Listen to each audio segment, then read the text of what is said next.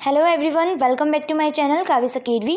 यहाँ पे हम डिस्कस करने जा रहे हैं BHU entrance exam MSc zoology 2020 paper solution. Okay, so ये आपका लास्ट पार्ट है, पार्ट 6। एंड इस लास्ट पार्ट के अंदर हम डिस्कस करेंगे क्वेश्चन नंबर 101 से लेके 120 तक। तो इसी के साथ आपका जो 2020 का जो पेपर है वो कंप्लीट हो जाएगा। तो ऑल ओवर मेरे इस चैनल पे आपको 2014 से लेके 2020 तक सबके paper solutions, complete paper solution video available हो जाएगी, है ना। तो इतना आप कर लोगे ना, बहुत ज़्यादा हो जाएगा, मीन्स सफिशेंट है। इतनी PYQs प्रैक्टिस करोगे, फिर उसके साथ जो जो PYQs में जो जो टॉपिक्स आए उसको कंप्लीट कर लोगे ना, तो आपको एग्ज़ाम में बहुत ज़्यादा हेल्प मिलेगी। क्योंकि BHU के एंट्रेंस एग्ज़ाम में क्या होता है कि लास्ट ईयर के अभी आप जब 2020 का जो पेपर उठा के देखोगे, उससे अगर आप प्रीवियस ईयर क्वेश्चन से कंपेयर करोगे तो आपको पता चल जाएगा कितने टॉपिक्स रिपीटेटिव है एंड कितने सारे questions as it is repetitive है। तो ऑल ओवर आपको क्या करना है, 2014 से लेके 2020 तक कंप्लीट सारी वीडियोज़ को अच्छे से सॉल्व कर लो। ओके, सो इसके रिगार्डिंग अगर आपको कोई भी डाउट हो, कुछ भी हो, तो आप मुझे कमेंट में कर देना। एंड साथ ही साथ अगर आप मुझे टेलीग्राम ग्रुप में ज्वाइन करना चाहते हो @काविस अकेडमी, वो मेरा टेलीग्राम ग्रुप है, तो वहाँ पे आप मुझे ज्वाइन कर सकते हो। उसका लिंक भी आपको डिस्क्रिप्शन में मिल जाएगा। चलो स्टार्ट करते हैं। Question number 101, if a male affected for a given trait has all son affected but no daughters affected. तो यहाँ पे question okay wait, no daughter affected then the trait is likely to be. Okay, तो यहाँ पे क्या दे रखा है, if a male is affected, male के अंदर जो गैमेट्स होते हैं कैसे होते हैं, X and Y, and female के अंदर कैसे होते हैं, X एंड X। इसमें क्या दे रखा है, मेल अफेक्टेड है।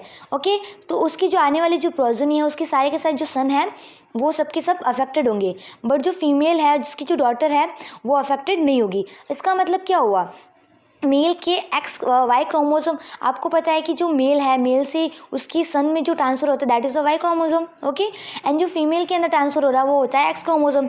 इसका मतलब क्या हुआ कि जो मेल के ऊपर जो X क्रोमोसोम है उसके ऊपर डिजीज़ नहीं है, जो Y क्रोमोसोम है वो डिजीज़ है, तभी तो मेल से मेल के अंदर ही जा रहा है। ओके, तो इसका मतलब क्या हुआ कि जो ट्रेड जो अफेक्टेड है that is the Y link. Okay, तो इसलिए हम बोलते, इसलिए आपका जो आंसर होगा that is the option number C, Y linked. Okay, तो यहाँ पे आपको कुछ नहीं करना है, जो पेडिग्री होती है, पेडिग्री तो वो आप अच्छे से कर लेना। इस टाइप के क्वेश्चंस आते हैं, इस पर यही है कि ये डिजीज़ आपको एग्जांपल दे दिया जाएगा एंड पूछा जाएगा ये कौन सी डिजीज़ है, X लिंक है, Y लिंक है। ओके, तो वैसे इस क्वेश्चन में इतना कुछ नहीं था, थोड़ा सा कॉमन सेंस ही था। Okay, now question number 102, which of the following is the example of gram negative bacteria. तो आपको पूछा गया है यहाँ पे ग्राम नेगेटिव बैक्टीरिया कौन सा है। तो देखो, आपको क्या करना है कि जो gram negative bacteria and gram positive bacteria, इन दोनों का एक चार्ट बनाना है अपनी नोटबुक के अंदर। ओके, एक साइड ग्राम नेगेटिव, एक साइड ग्राम पॉजिटिव। वो इस टाइप की बैक्टीरिया लेना जो कि मीन्स कुछ ना कुछ इंपॉर्टेंट मीन्स होता है। ओके, डिजीज़ के अंदर हुआ या फिर किसी के अंदर भी हुआ। ओके, तो उस टाइप का आपको क्या करना है, वो उसके नाम आपको लर्न करना है। लाइक ई कोलाई तो बहुत फेमस है, बैसिलस सीरसिस है ना, स्ट्रेप्टोकोकस, ये कुछ पॉपुलर बैक्टीरिया है, तो इनके नाम आपको पता होना चाहिए। तो ये भी पता होना चाहिए इनकी स्टैंड क्या है, ग्राम नेगेटिव है या फिर पॉजिटिव है। ओके, इसके ऊपर एक क्वेश्चन तो मिल ही जाता है। And gram negative and gram positive bacteria की जो ग्राम स्टैंडिंग टेक्निक है वो भी आप अच्छे से देख लेना। तो देखो, यहाँ पे जो ऑप्शन नंबर फर्स्ट है that is the Streptococcus pyrogens, ये जो है ये आपका है ग्राम पॉजिटिव बैक्टीरिया, है ना, ग्राम नेगेटिव नहीं है। सेकेंड भी आपका है बेसिलस, ये भी ग्राम नेगेटिव। थर्ड है स्ट्रेप्टोकोकस निमोनिया, ये भी आपका ग्राम पॉजिटिव बैक्टीरिया है। तीनों की तीनों आपकी ग्राम कैसे है, positive bacteria. But option number जो 4 है that is the E coli, E coli आपका है ग्राम नेगेटिव बैक्टीरिया। ओके, सो आपका जो आंसर है दैट इज ऑप्शन नंबर 4।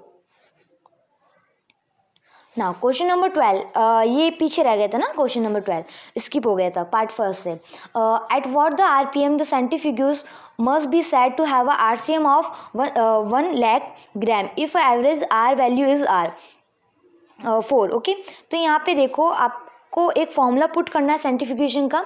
तो अगर RCF is equal to 11.2 into R, फिर ब्रैकेट में RCM स्क्वायर अपॉन 1000। ओके, तो यहाँ पे आपको कुछ नहीं है, आपको क्या निकालना है यहाँ पे वेट, यहाँ पे RPM होगा ना, तो यहाँ पे आप इसको करेक्ट कर लेना। ओके, यहाँ पे आपका आएगा RPM। तो फिर ये RPM को यहाँ पे आपका RPM की वैल्यू निकालनी मीन्स इसकी वैल्यू निकालनी है। तो कुछ नहीं है, इसकी वैल्यू यहाँ पुट कर लो, R की वैल्यू ये रहा R, यहाँ पुट कर लो। जब आप इसको सॉल्व करोगे तो अप्रॉक्स आपकी 47 समथिंग आपका आंसर आएगा। ओके, तो मीन्स आप इसको मान सकते हो 48,000। तो आपका जो आंसर है that is option number 3rd। Now question number 104, pharyngeal gill slit.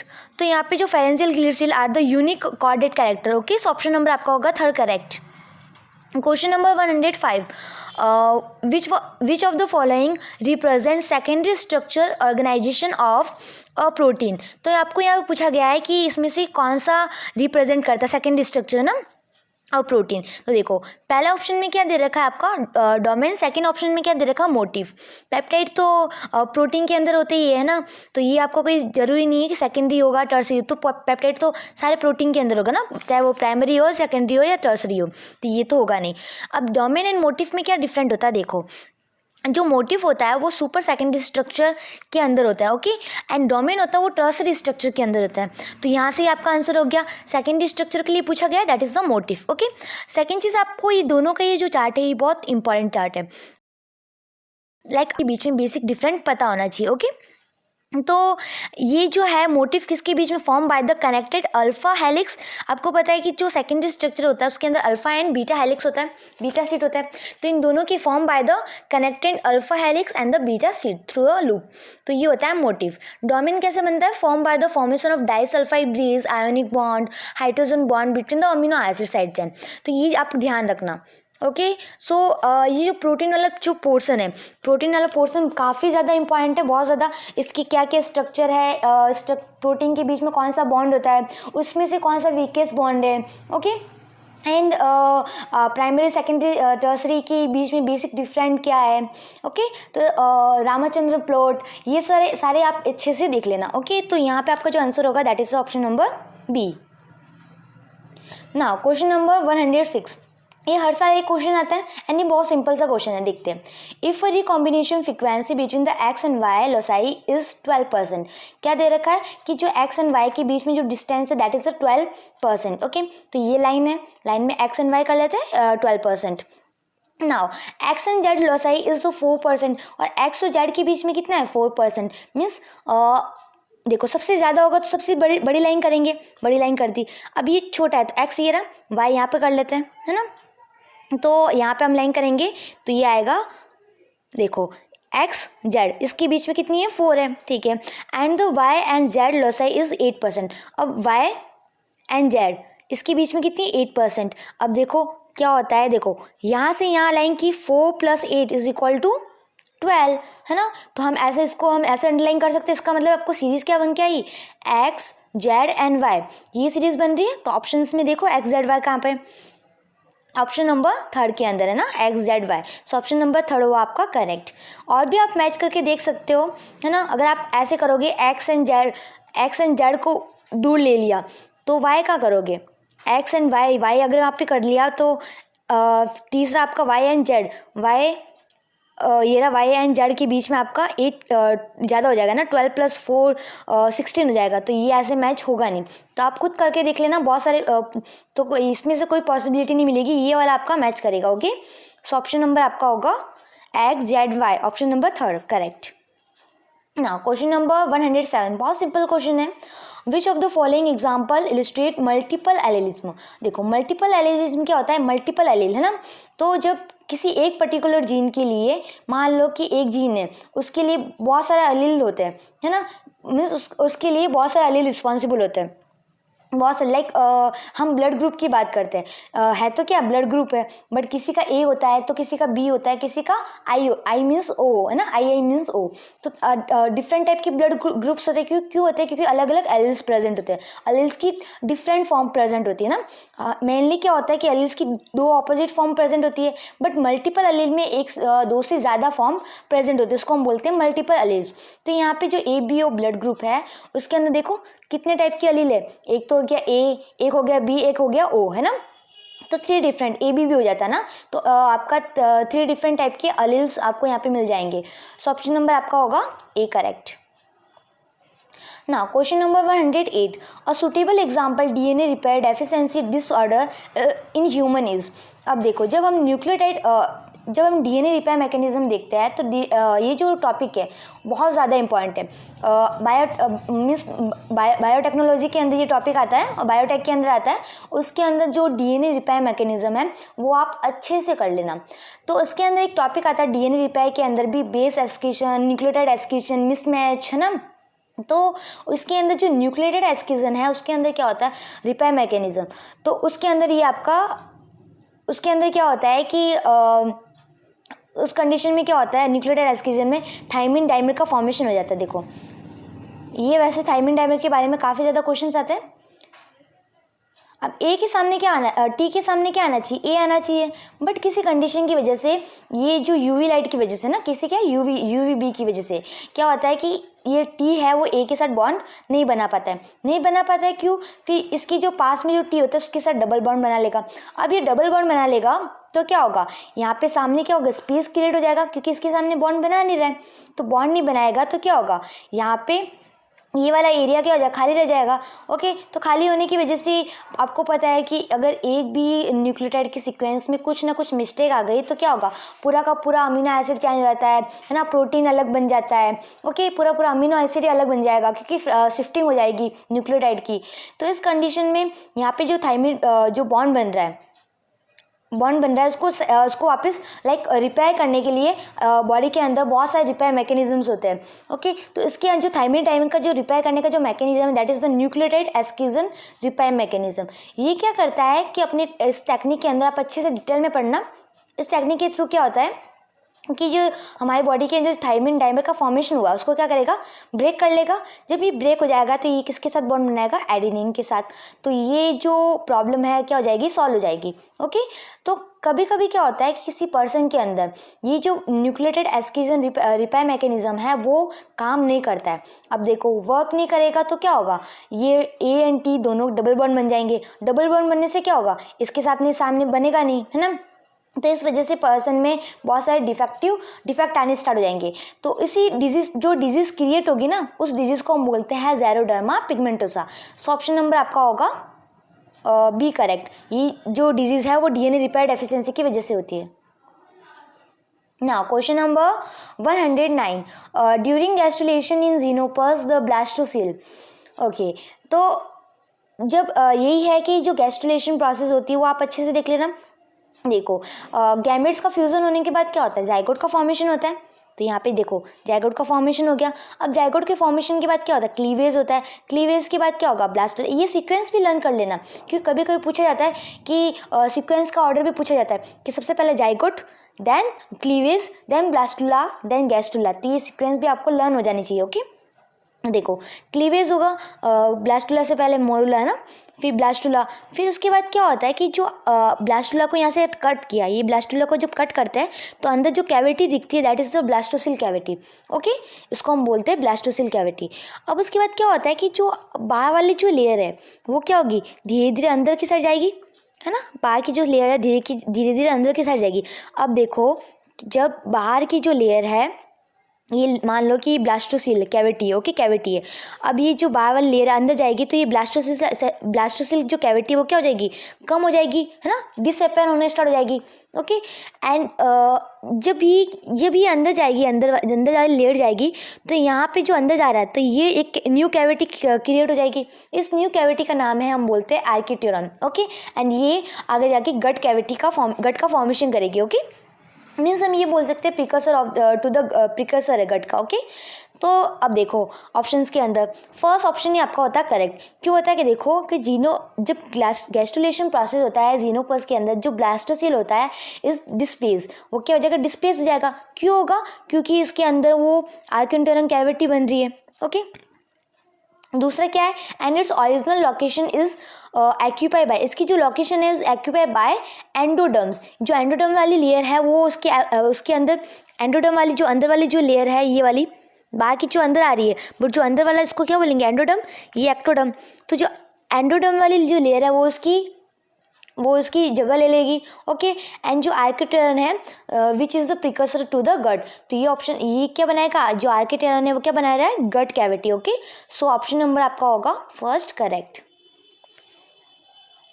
Now question number 110, somatic recombination in the immunoglobulin gene account for.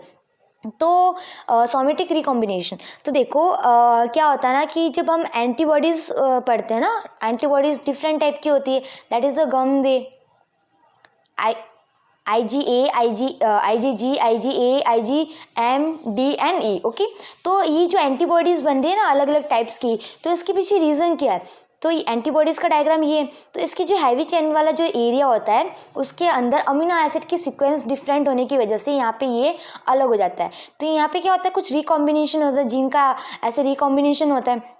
Okay, तो सोमेटिक रिकॉम्बिनेशन इम्यूनोग्लोबिन जीन के अंदर। ओके, तो ये क्या बनाता है, ये आपका एंटीबॉडी डाइवर्सिटी बनाएगा, ये है ना अलग अलग टाइप की AMD, तो ये एंटीबॉडी डाइवर्सिटी के लिए रिस्पॉन्सिबल होता है। तो इसका वैसे इसका आंसर आपका एलेलिक एक्सक्लूजन भी हो सकता है। क्यों हो सकता है कि इसका मतलब क्या होता है कि एलेलिक एक्सक्लूजन का मतलब होता है कि दो अलील हैं। ओके, दो अलील हैं, उसके अंदर एक अलील के एक्सप्रेशन को कम करना है ताकि दूसरा वाला एक्सप्रेस हो सके। ओके, उसको हम बोलते हैं एलेलिक एक्सक्लूजन। तो दोनों से ही होते हैं, बट यहाँ पे मोस्ट अप्रोप्रिएट जो आंसर होगा आपका की के अंदर तो आपका थर्ड आया था, बट हम इसको सेकेंड मान सकते हैं। ओके, सो आप अपने हिसाब से इसको देख लेना। ना क्वेश्चन नंबर 111, तो ये आपकी ये जो की है ये रिवाइज की नहीं है, क्योंकि रिवाइज की में बहुत सारे स्टूडेंट के मार्क्स इंक्रीज हुए थे, क्योंकि उसके अंदर अप्रॉक्स 5 से 6 क्वेश्चंस 3 से 4 है ना, इतने क्वेश्चंस में मिस्टेक थी। ओके, तो आई थिंक ये भी हो सकता है, या फिर इनमें स्टूडेंट को बोनस भी मिला होगा, कुछ भी हो सकता है पॉसिबिलिटीज़। ओके, सो रिवाइज की नहीं आती इसकी, ओनली नॉर्मल की आती, फिर वापस जो रिवाइज की होती है वो नहीं आती, डायरेक्ट मार्क्स ऐड होके आते हैं BHU के अंदर। Question number 111, double standard DNA assume helix conformation but the double standard RNA make a non-helical stem-like structure. This is mainly due to presence of। तो जब आप RNA का स्ट्रक्चर देखते हो, मान लो tRNA का देख रहे हैं ना, तो tRNA का जब स्ट्रक्चर देखते हो तो इस टाइप स्टेम लाइक होता है ना, इसी स्ट्रक्चर को हम बोलते हैं स्टेम लाइक नॉन हेलिक्स। ये नॉन हेलिक्स है, बॉन्ड नहीं बन रहा है, non helix stem like structure. तो ये आपको RNA के अंदर देखने को मिलेगा, DNA के अंदर नहीं मिलेगा। क्यों नहीं मिलेगा, दोनों में बेसिक डिफरेंट क्या है, जो RNA होता है उसके 2 प्राइम पे OH प्रेजेंट होता है। ओके, सो ऑप्शन नंबर आपका होगा third correct. Now, question number 112. In poriferians, different type of canal system is observed. Find out the correct combination of the animal species with its canal system.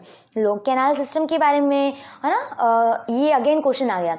तो कभी कभी एक पूछा जाता है, तो कभी कभी कॉम्बिनेशन बना के पूछा जाता है। तो आपको कुछ नहीं करना है, जितनी भी लोग 3 टाइप की जो कैनाल सिस्टम होता है, 3 या 4 है ना, तो ये जो कैनाल सिस्टम होता है उसके आपको एग्जाम्पल लर्न करना है। ओके, उसकी कौन सा जो एनिमल है वो उसके अंदर कौन सा कैनाल सिस्टम होता है। ओके, एंड सेकंड चीज़ आपको क्या देखनी है कि उस कैनाल सिस्टम के अंदर चारों जो भी कैनाल सिस्टम है उन सब में बेसिक डिफरेंट क्या है, क्योंकि कभी कभी क्या होता है कि बेसिक डिफरेंट के बीच में भी क्वेश्चंस आ जाते हैं। ओके, तो ये जो टॉपिक है आप अच्छे से देख लेना। तो आपका जो आंसर है ascon type that is the leucosolenia, sycon type that is the scypha है ना, ल्यूकॉन स्पॉन्जिला। तो ऑप्शन नंबर आपका होगा फर्स्ट करेक्ट। ना क्वेश्चन नंबर 113, ये जो क्वेश्चन है ये अगेन आपका बायोकेमिस्ट्री, ये क्वेश्चन अगेन रिपीटेटिव है। ये जो आपका क्वेश्चन है वो एंजाइम कमीशन के ऊपर है। ओके, तो देखो, if an enzyme catalyze phosphorylation of substrate using ATP, to which major class this enzyme belongs। तो यहाँ पे क्वेश्चन में क्या दे रखा है, if an enzyme catalyse phosphorylation of substance using, जब किसी सब्सटेंस का फॉस्फोराइलेशन कर रहा है तो यूजिंग ATP का यूज़ कर रहा है, to which the major class of enzyme, ये कौन सी एंजाइम से बिलोंग करता है। तो देखो, जो एंजाइम कमीशन वाला जो टॉपिक है that is the classification of enzyme on the basis of enzyme commission. तो दैट इज़ द इसी नंबर। ओके, इसी नंबर आपने सुना होगा, नहीं सुना है तो बायोकेमिस्ट्री का टॉपिक है ये एंजाइम के ऊपर, तो आप देख लेना। अगर कहीं नहीं मिले आपको तो पाथ फाइंडर से देख लेना। ओके, और यूनिट नंबर 1 के अंदर आपको मिल जाएगा। तो जो एंजाइम कमीशन नंबर होता है that is the OTH LIL, ये आप कोड याद रखना। ओके, 6 टाइप के होते हैं। इसके नंबर फर्स्ट होता है, इसका सेकंड, इसका class first, second, third, fourth, 5 and 6। Okay, तो OTHLIL देखते हैं। ओ का मतलब होता है oxido reductive. Okay, oxido reductive जो भी आप बोलना चाहो। तो यहाँ पे जो क्लास फर्स्ट होती है वो होती है आपकी ऑक्सीडो रिडक्टिव। तो इसके अंदर क्या होता है, जहाँ पे ऑक्सीडेशन एंड रिडक्शन दोनों होता है। तो इस क्वेश्चन के अंदर आपको ऑक्सीडेशन रिडक्शन की बात की क्या, नहीं की। यहाँ पे कहीं नहीं बोला है कि इलेक्ट्रॉन का एक्सेप्ट हो रहा है या फिर O2 का डोनेट हो रहा है, H+ एक्सेप्ट हो रहा है, यहाँ पे कुछ भी ऐसी बात नहीं की, तो ये होगा नहीं। जो D है that is the transferase. Okay, transferase का मीन होता है kinase. Okay, means all transfer और जो काइनेज होगा। तो यहाँ पे काइनेज में क्या होता है, वही फॉस्फोराइलेशन। तो यहाँ पे क्या होगा कि जो काइनेज है, ये जो ट्रांसफरेज है class 2। Okay, transferase is the class 2। इसके पास में इसको 2 सबस्ट्रेट की रिक्वायरमेंट होती है।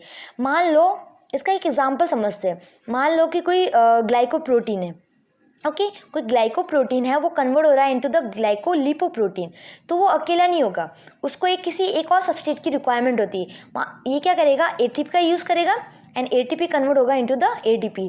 तो ओवरऑल चीज़ क्या है कि इसके पास में इसको 2 सबस्ट्रेट की रिक्वायरमेंट हुई है ना, तो उसको हम बोलते हैं ट्रांसफरेज, वो होता है क्लास 2। तो यहाँ पे 2 सबस्ट्रेट हो रहा है। देखो, एक तो फॉस्फोराइलेशन के लिए ATP यूज़ कर रहा है, इसका मतलब ये 2 सबस्ट्रेट यूज़ कर रहा है ना। ये कोई सबस्ट्रेट है, वो ATP यूज़ कर रहा है, मतलब यहाँ पे 2 चीज़ें इन्वॉल्व हो रही है। ATP के बिना वो फॉस्फोराइलेशन हो नहीं रहा है, इसका मतलब 2 चीज़ें इन्वॉल्व हो रही है, एक तो ग्लाइकोप्रोटीन एंड दूसरा ATP। तो वही चीज़ है कि यहाँ पे जो आंसर है that is option number D होगा, क्लास 2। ओके, फिर आप देखते हैं, वेट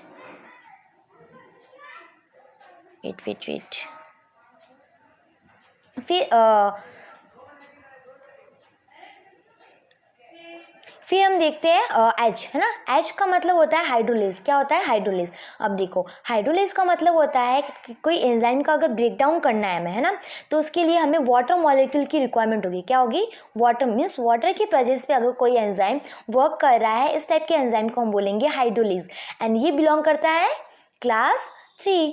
ओके, तो ये होगा। यहाँ पे कोई वाटर दे नहीं रखा है, इसलिए ये भी नहीं था आंसर। ऐसे क्लास 3 यहाँ पे लिखा ही नहीं ऑप्शन में। अब होता है L का मतलब होता है लाइएज। क्या होता है, देखो स्पेलिंग में देखना, LYASE। ये जो लाइएज होता है वो वाटर के एब्सेंस में वर्क करता है। मीन्स यहाँ पे कोई वाटर की रिक्वायरमेंट नहीं होनी चाहिए। ओके, इसका बेसिक एग्जांपल हम ले सकते हैं, एल्डोज है जो कि कन्वर्ट हो रहा है ग्लूकोज 3 फॉस्फेट के अंदर, है ना। तो इसकी एंजाइम यूज़ आ रहा है। तो यहाँ पे वाटर के एब्सेंस में जो एंजाइम वर्क कर रहा है that is the lyase, and water की प्रेजेंस में जो वर्क कर रहा है दैट इज़ द हाइड्रोलेज। तो दोनों में ध्यान रखना। तो ये कौन सा हो गया, लाइएज, ये हो गया आपका क्लास 4, EC नंबर 4 भी बोल सकते हो। ओके, फिर आपका आता है आई मीन्स आइसोमरेज। बहुत सिंपल सा आइसोमरेज आपने देखा ही होगा कि ग्लूकोज 6 फॉस्फेट है, वो कन्वर्ट हो रहा है फ्रक्टोज 6 फॉस्फेट के अंदर। तो ग्लूकोज 6 फॉस्फेट, फ्रक्टोज 6 फॉस्फेट, दोनों में बेसिक डिफरेंट क्या है, स्ट्रक्चर में नॉर्मल से स्ट्रक्चर चेंज है बस, बाकी मॉलिक्यूल्स तो वैसे के वैसे। तो ये इसकी क्या है, आइसोमर फॉर्म है। तो उसको इसके लिए कौन सा एंजाइम यूज आया, दैट इज द हेटेरोआइसोमेरेज। तो आइसोमेरेज एंजाइम यूज आया, दैट इज द उसको हम बोलते हैं आइसोमरेज। तो वो तो पता चल जाता है ना क्वेश्चन देखते ही। तो यहाँ पे कोई आइसोमरेज फॉर्म नहीं है, तो ये भी होगा नहीं। ये आपका क्लास 5 पे बिलोंग करता है, इसी नंबर 5। थर्ड होता है आपका, थर्ड क्या है आपका, थर्ड है आपका लाइगेज। देखना, लाइगेज अलग है और ये लाइगेज, है ना, यहाँ पे लिख लेते हैं लाइगेज। तो दोनों की स्पेलिंग ध्यान रखना। ये इसी नंबर जो आपका 4 होता है दैट इज द लाइएज, जो वाटर के एब्सेंस में वर्क करता है। एंड दूसरा इसी नंबर जो 6 होता है, क्लास 6, वो होता है लाइगेज। ओके, उसकी लाइगेशन का इसका सिंपल वर्क क्या होता है, लाइगेशन में वर्क होता है बस। तो ये चीज़ें ध्यान रखना। सो ऑप्शन नंबर आपका होगा सेकंड करेक्ट। ये मैंने इतना सारा इसलिए समझाया है क्योंकि जो जो लाइन मैंने बोली है उसके ऊपर एक एक क्वेश्चन तो आ ही रखा है ना इसी नंबर के ऊपर। तो ये चीज़ ध्यान रखना, एक वाटर के एब्सेंस में, वाटर की प्रेजेंस में, ऑक्सीजन रिडक्शन, वो तब क्वेश्चन देखोगे ना तो समझ में आ जाएगा। कुछ नहीं है, पाथफाइंडर से आप पढ़ लेना, सफिशेंट है। Now question number 114, for a given gene.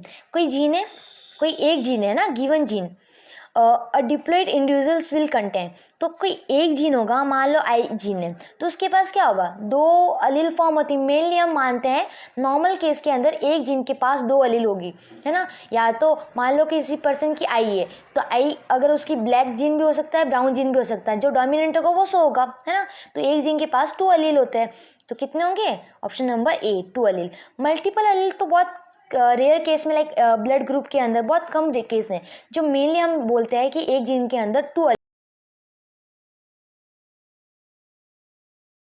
Alleles होते हैं। Now, question number 91. In which of the following animal notochord does not persist throughout the life? कौन से एनिमल जिसकी पूरी लाइफ में नोटोकॉड प्रेजेंट नहीं होती है through out the life? So option number आपका होगा 4, that is the tunicate. Now, question number 115.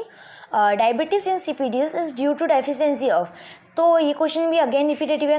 मैंने आपको बोला कि जो मेल एंड फीमेल की जो हार्मोन्स है ना, इसकी डेफिशिएंसी से, इसकी इंक्रीज से, इसको कौन न्यूट्रिशन प्रोवाइड करा रहा है, कौन सी सेल का प्रिकर्सर कौन है, लाइक जितने भी मेल हार्मोन्स है, जितने भी मेल हार्मोन्स है वो सब के सब स्टेरॉइड नेचर के होते हैं, एंड जो फीमेल हार्मोन्स होते हैं वो पेप्टाइड इन नेचर होते हैं। तो कभी कभी आपको नेचर भी पूछ लिया जाता है ना, लाइक टेस्टोस्टेरोन दे दिया जाता है कि इसका नेचर कौन सा है, तो ध्यान रखना स्टेरॉइड इन नेचर होता है। तो इस टाइप के क्वेश्चंस पूछ लिए जाते हैं। इसकी डेफिशिएंसी से कौन सी डिजीज हो जाती है ना।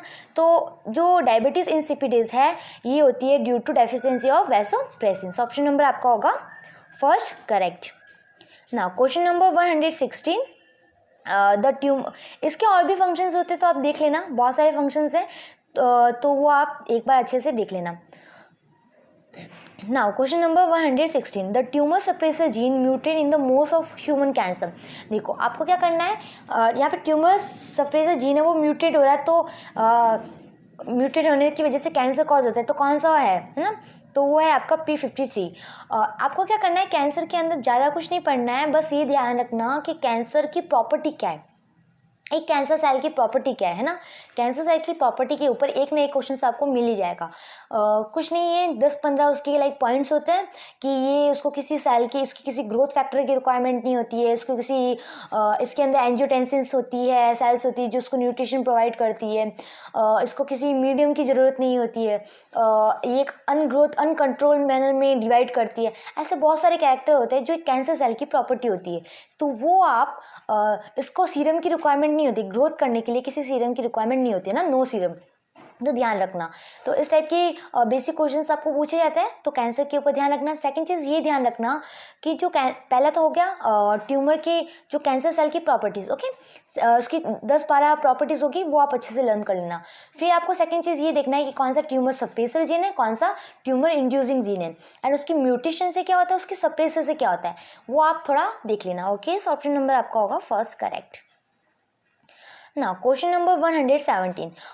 Which one of the following precursor? Which one is the precursor for a synthesis of sterol? तो यहाँ पे आपके सारे स्टेरॉल की बात हो रही है। तो कोलेस्ट्रॉल तो आपका स्टेरॉल हार्मोन है, स्टेरॉल का ही टाइप है, ओके। तो इसका मैन प्रिकर्सर पूछा गया, स्टेरॉल का ही मैन प्रिकर्सर, तो उस कंडीशन में हम लेंगे एसिटाइल कोएंजाइम, उससे ही हमारा स्टेरॉल बनता है। उस स्टेरॉल के अंदर ही सब क्लास है आपका cholesterol, okay. So most answer की में तो आपका जो ऑप्शन नंबर बी है वो दे रखा है, एंड ये भी हो सकता है, आई थिंक इस क्वेश्चन के अंदर बोनस मिला होगा, ओके, ये भी आंसर हो सकता है, बट अगर हम मोस्ट अप्रोप्रिएट आंसर देखें तो आपका एसिटाइल कोएंजाइम होगा, ओके। सो इसको करेक्ट कर लेना, ऑप्शन नंबर ए होगा आपका correct. Now question number 118. Promoter of a gene is reported to be present at a -35 position. That means the sequence is located at, कुछ नहीं करना है, सिंपल सा आपको प्रोकैरियोट एंड यूकैरियोट, उसका ट्रांसक्रिप्शन, ट्रांसलेशन, है ना, एंड रेप्लिकेशन, ये सारी प्रोसेस आपको देखना है कि क्या होता है, इनके अंदर क्या क्या चीज़ होती है, इनके अंदर प्रमोटर होता है ना। तो जब ये प्रोमोटर रीजन है उसके -35 पोजीशन पे, तो that means the sequence is locate, तो ये सीक्वेंस कहाँ लोकेटेड है, इसने खुद ने बोल दिया कि प्रोमोटर पे जीन है, तो प्रोमोटर जो सीक्वेंस है ये देखो ये है, तो ये वाला जो पोर्शन होता है दैट इज द अपस्ट्रीम, और ये वाला पोर्शन होता है डाउन स्ट्रीम। ओके, तो ये जो प्रोमोटर वाला जो पोर्शन है कहाँ पे है, अप स्ट्रीम साइड है। ओके, तो ऑप्शन नंबर क्या होगा, fourth correct, that is the upstream region from the transcription start side. ये ट्रांसक्रिप्शन स्टार्ट साइड, उसके अप स्ट्रीम रीजन में ये प्रोमोटर जो जीन है वो प्रेजेंट है। ओके, सो ऑप्शन नंबर आपका होगा डी करेक्ट। ना question number 109, hookworm infect lead to deficiency of. अब देखो, अभी हुक फॉर्म इन्फेक्ट कर रहा है तो कौन सी किसकी डेफिशिएंसी हो जाएगी बॉडी के अंदर। तो जो हुक फॉर्म होता है infection is the infection of the intestine that can cause the ईची रेजेस, रेस्पिरेटरी, गैस्ट्रोइंटेस्टिशियल प्रॉब्लम, है ना, एंड इवेंचुअली आयरन डेफिशिएंसी। उसकी वजह से क्या होगा, हमारी बॉडी के अंदर आयरन की डेफिशिएंसी हो जाएगी एंड आयरन डेफिशिएंसी एनीमिया हो जाएगा, है ना, due to ongoing loss of blood. So option blood का लॉस हो जाएगा। सो आप ब्लड की लॉस की वजह से आयरन की डेफिशिएंसी या एनीमिया हो जाएगा। सो ऑप्शन नंबर आपका होगा B correct, that is the iron. Now question number 120, which one of the following option has a all correct match. कुछ नहीं है, सिंपल से आपको जितनी भी क्लासेस होती है ना, लाइक पॉलीकिट, तो पॉलीकिट है तो पॉलीकिट की पॉलीकिट का ये जो जीनस है क्योप्टस, है ना, तो ये आ रहा है चियोप्टेरस, इसका जीनस है, तो ये रहा, तो ये सही है। फिर पॉलीकिट के अंदर जीनस आता है, जो न्यूप्टेलस है उसका जो क्लास है, न्यूप्टेलस की क्लास कौन सी, सिफेलोपोड्स, ये रहा फैमिली एंड क्लास। आगे आप जीनस लिखा नहीं है इसके अंदर, लिख लेना। उसका जो जीनस है उसकी जो क्लास है दैट इज द सिफेलोपोड, तो ये भी सही है। थर्ड है आपका आता है एस्ट्रोइडी, है ना, तो एस्ट्रोइडी वही स्टारफिश, इसको पेंटासीरस नाम दिए रखा है, यहाँ पे स्टारफिश बोलते हैं पेंटासीरस। उस पेंटासीरस किसके अंदर आता है, एस्ट्रोइड के अंदर, तो सही है। इसको हम पेंटासीरस भी बोल सकते हैं या फिर एस्ट्रीज भी बोल सकते हैं, कुछ भी बोलो, हमें पता है कि पेंटासीरस स्टारफिश, क्योंकि इसका 5 इसके ऐसे शेप होता है ना। तो ये भी आपका सही है, इसकी क्लास ये रही एंड जीनस आपको पता है पेंटासीरस, वही एस्ट्रेडी, तो ये भी सही है। फोर्थ में आपको क्या दे रखा, कस्टेसिया स्क्वेला, तो ये रहा जीनस स्क्वेला, ये रहा कस्टेसिया ना, तो ये भी आपका, ये इसको करेक्ट कर लेना। ओके, तो ये भी आपका सही है। सो ऑप्शन नंबर आपका होगा फर्स्ट करेक्ट। सो इस वीडियो के अंदर हमने 120 क्वेश्चंस को डिस्कस किया। इसी के साथ आपका जो 2020 का जो पेपर सॉल्यूशन है वो कम्प्लीटली सॉल्व हो चुका है। तो अगर आप BHU अच्छे मार्क्स से क्रैक करना चाहते हो तो आपको क्या करना होगा, जितनी भी लास्ट ईयर की पेपर है उसको अच्छे से देखो, क्योंकि जब आपने टॉपर्स की वीडियो देखा ना, टॉपर्स लाइक टॉपर 1 जिसकी BHU फर्स्ट रैंक आई, है ना, टॉपर्स 8 9, बहुत सारे 14 13 12, बहुत सारे टॉपर्स है जिसकी वीडियोस आपको मिल जाएगी। ओके, तो उनकी सबकी एक ही स्ट्रेटजी है कि प्रीवियस ईयर के पेपर को सॉल्व करना। ऐसा नहीं है कि आप मेन तो चीज़ वो होगा कि आपने इतने सारे लाइक BSc में कितना अच्छे से पढ़ा है, वो आपका बहुत ज़्यादा काम आएगा, है ना। BSc आपने कितने अच्छे से पढ़ी है वही, और कितना आपको नॉलेज है वो सारी चीज़ें, तो कुछ नहीं है, सिंपल सा आपको क्या करना है, आपके पास कोई भी BSc की बुक हो, ज़रूरी नहीं है कि स्टैंडर्ड बुक ही पढ़ो। कुछ टॉपिक्स होते हैं कि बहुत ज़्यादा डीप आता है ना, उस कंडीशन में आप स्टैंडर्ड बुक पढ़ो। ओके, डीप क्वेश्चंस होते हैं तो उस कंडीशन में आप स्टैंडर्ड बुक पढ़ो, ठीक है, बट बेसिक चीज़ें आपका BSc की बुक से क्लियर हो जाएगा। लाइक कुछ टॉपिक्स कुछ ऊपर से ही पूछते हैं तो वो आपका BSc की बुक से हो जाएगा। कुछ टॉपिक्स आपका लाइक फर्टिलाइजेशन वाला जो टॉपिक है बहुत डीप पूछा जाता है, तो वो आप थोड़ा स्टैंडर्ड बुक से देख लेना। तो ऐसा नहीं है कि आपको स्टैंडर्ड बुक पूरी रटनी है, नहीं, आपको क्या करना है कि प्रीवियस ईयर पेपर देखना है, उसके टॉपिक एनालिसिस करना है, उस टॉपिक को आप स्टैंडर्ड बुक से पढ़ो, है ना। अगर वहाँ से डीप पूछा जा रहा है तो डीप वाली बुक से पढ़ो, लाइक स्टैंडर्ड बुक से पढ़ लो। अगर आपको नॉर्मल पूछा जा रहा है तो आपकी अपनी BSc की बुक से पढ़ सकते हो। एंड इसके साथ साथ मैं आपको एक सजेशन और देना चाहूँगी कि जितनी भी यूनिवर्सिटी है, लाइक आपका DU हुआ, JNU हुआ, सारी यूनिवर्सिटी के पेपर सॉल्व करो। ओके, तो वो आपको बहुत ज़्यादा काफ़ी ज़्यादा हेल्प करेंगे। सो यहाँ पे बस इतना ही। तो इसी के साथ आपका 2020 का जो पेपर सॉल्यूशन है वो हो गया कंप्लीट। सो बस इतना ही। इसके रिगार्डिंग और भी कोई इन्फॉर्मेशन होगी तो वीडियो मैं अपलोड करती जाऊंगी। एंड अगर आपको कोई भी डाउट हो तो वही है कि आप मुझे कमेंट कर देना। इसके अलावा अगर आपको कौन से टॉपिक पे वीडियो चाहिए तो उस टॉपिक की आप मुझे कमेंट कर देना, देखती हूँ और कुछ आपके लिए कुछ प्लान करते हैं कि किस टॉपिक की वीडियोस बनानी है, तो जैसे मुझे टाइम मिलता है वो आपके लिए मैं अपलोड करती जाऊंगी। Okay, so thank you so much, best of luck, bye bye, take care.